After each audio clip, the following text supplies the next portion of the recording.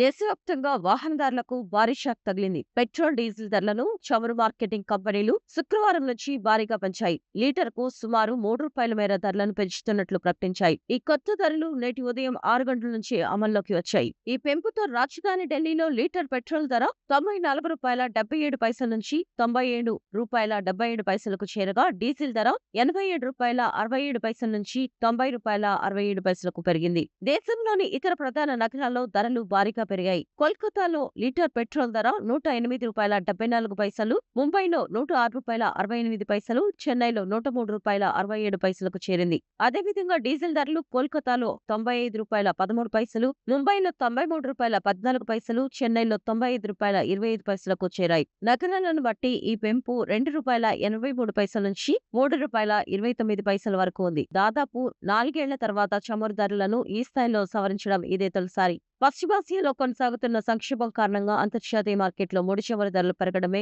ఈ పెంపుకు ప్రధాన కారణంగా తెలుస్తోంది. ప్రపంచ మార్కెట్లో బ్రెంట్ క్రూడ్ ఆయిల్ ధర బ్యారెల్కు $105 మార్కును దాటడంతో దాని భారాన్ని తగ్గించుకునేందుకు చమురు సంస్థలు ఈ నిర్ణయం తీసుకున్నాయి. పశ్చిమాసియా సంక్షోభం, ముఖ్యంగా హార్ముజ్ జలసంధి మీదుగా జరిగే ఇంధన రవాణాకు ఎదురవుతున్న సవాళ్లపై భారత విదేశాంగ మంత్రి జైశంకర్ కూడా ఇటీవల ఆందోళన వ్యక్తం చేశారు. ఇది ప్రపంచ ఇంధన సరఫరాపై తీవ్ర ప్రభావం చూపుతుందని ఆయన పేర్కొన్నారు.